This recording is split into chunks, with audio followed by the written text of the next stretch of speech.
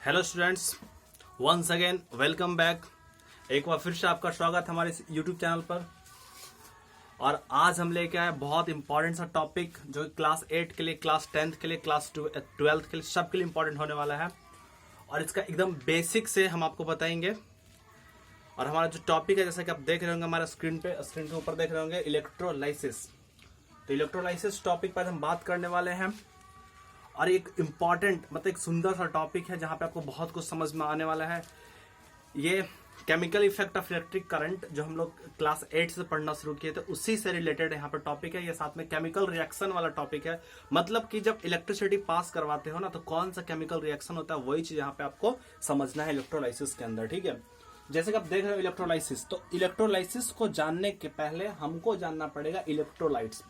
क्योंकि इलेक्ट्रोलाइट्स वो सब्सटेंस है, क्योंकि आपको पता होगा इलेक्ट्रोलाइसिस के लिए हमको मोल्टेन स्टेट में कुछ भी चाहिए, मतलब मोल्टेन स्टेट में लिक्विड होता है तभी हम इलेक्ट्रोलाइसिस का प्रयोग कर सकते हैं। ठीक है, मतलब इलेक्ट्रिसिटी हम लोग पास करते हैं क्या, केमिकल के अंदर। तो केमिकल क्या है, तो वो लिक्विड होगा। ठीक है, तो इलेक्ट्रोलाइट्स सबसे पहले जानेंगे इलेक्ट्रोलाइट्स क्या होता है। तो एनी लिक्विड विच कंडक्ट इलेक्ट्रिसिटी, मतलब कोई भी लिक्विड जो कि इलेक्ट्रिसिटी को कंडक्ट करेगा उसी को हम लोग कहते हैं, उसी को हम लोग क्या बोलते हैं, मोल्टेन स्टेट में होता है, उसको हम लोग इलेक्ट्रोलाइट्स बोलते हैं। इलेक्ट्रोलाइट दो तरह के होते हैं, एक होता है स्ट्रॉन्ग इलेक्ट्रोलाइट्स, एक होता है वीक इलेक्ट्रोलाइट्स। समझ आ रहा है आपको? मतलब इलेक्ट्रोलाइट्स दो तरह का, एक स्ट्रॉन्ग इलेक्ट्रोलाइट और एक आपका वीक इलेक्ट्रोलाइट्स। ठीक है, तो इलेक्ट्रोलाइट्स कहने का मतलब क्या हो गया, तो कोई भी सबस्टांस जो इलेक्ट्रिसिटी को कंडक्ट करता है, मतलब लिक्विड मोल्टेन फॉर्म में हो और वो इलेक्ट्रिसिटी कंडक्ट करे, उसको हम लोग क्या बोलते हैं, इलेक्ट्रोलाइट्स। ठीक है, तो ये इलेक्ट्रोलाइट्स वो चीज हो गया।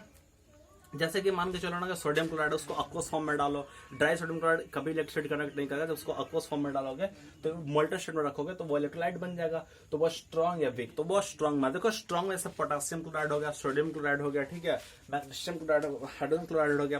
और आपका वीक में हो गया एसीटेट वगैरह हो गया, साथ में आपको क्या बोलते हैं, हाइड्रोजन कार्बोनेट हो गया। ये सब हमारा वीक में आ गया। ठीक है, तो इलेक्ट्रोलाइट्स ये आपका होता है स्ट्रॉन्ग और वीक। समझ में आ रहा होगा?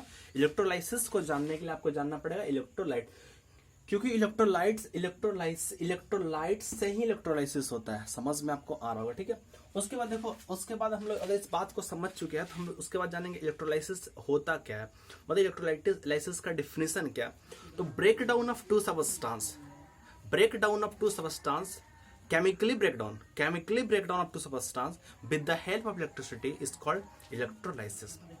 उम्मीद करता है क्लियर हुआ होगा।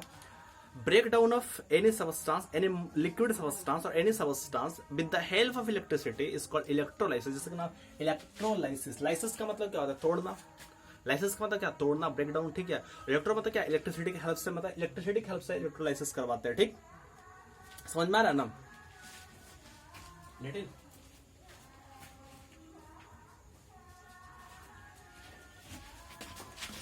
हाँ, तो मतलब ब्रेकडाउन किसकी हेल्प से, तो इलेक्ट्रिसिटी की हेल्प से ब्रेकडाउन, उसको हम लोग क्या बोलेंगे, इलेक्ट्रोलाइसिस।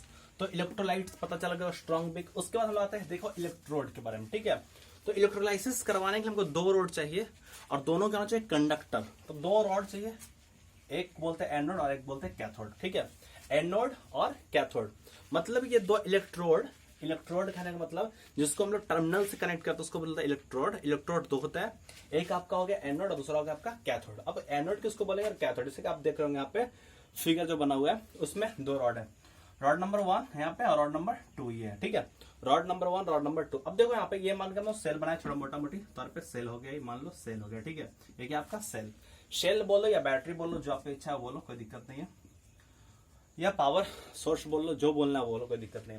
तो ये माइनस वाले निगेटिव वाले यहाँ कनेक्टेड है, तो ये जो टर्मिनल हो गया वो हमारा क्या हो गया, कैथोड। क्या हो गया, कैथोड।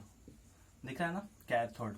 उसके बाद देखो ये पॉजिटिव वाला है, तो ये हमारा क्या हो गया, एनोड। ठीक है, तो ये कैथोड और एनोड ये रॉड मिला के बना होता है कैथोड, और दो इलेक्ट्रोड होता है, एक कैथोड होता है और एक एनोड होता है। ठीक, अब यही सब जो पूरा मतलब ये हमारा बेसिक डिफिनेशन है, यही सारा बेसिक डिफिनेशन मिलाकर हमारा बनाता है इलेक्ट्रोलाइसिस। ठीक है, जैसे वाटर का इलेक्ट्रोलाइसिस करवाना होता है, चाहे किसी और चीज का इलेक्ट्रोलाइसिस करवाना होता है, तो कैथोड एनोड इलेक्ट्रिक पावर जो देते हैं उसके बाद हम सप्लाई करते हैं, वैसे से क्या होता है।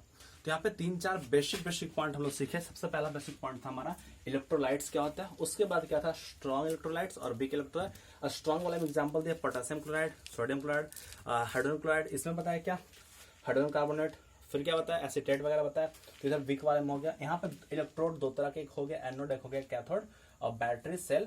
फिर ये एनोड कैसे होता है, कैथोड कैसे होता है, वो आपको हम बताए, ठीक है। उसके बाद देखिए जो केमिकल रिएक्शन उसके अंदर होता है वो डिपेंड किस पे करता है, ठीक है।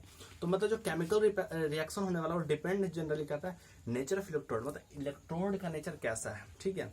इलेक्ट्रोड का नेचर कैसा है उस पर भी डिपेंड करता है, ठीक है। और साथ में सॉल्यूशन का कंसंट्रेशन कैसा है, मतलब कि आप कौन सा सॉल्यूशन डाल रहे हो, यहाँ पे सोडियम क्लोराइड डाल रहे हो, पोटेशियम क्लोराइड, तो कंसंट्रेशन क्या है। कंसंट्रेशन कहने का मतलब ना वो मतलब जैसे कि जो सॉल्यूट और सॉल्वेंट होता है, क्लास 9 में आप देखे होंगे सॉल्यूट और सॉल्वेंट। सॉल्यूट का मतलब हो गया जो उसमें घुलता है, और सॉल्वेंट जो घुलाता है, ठीक है।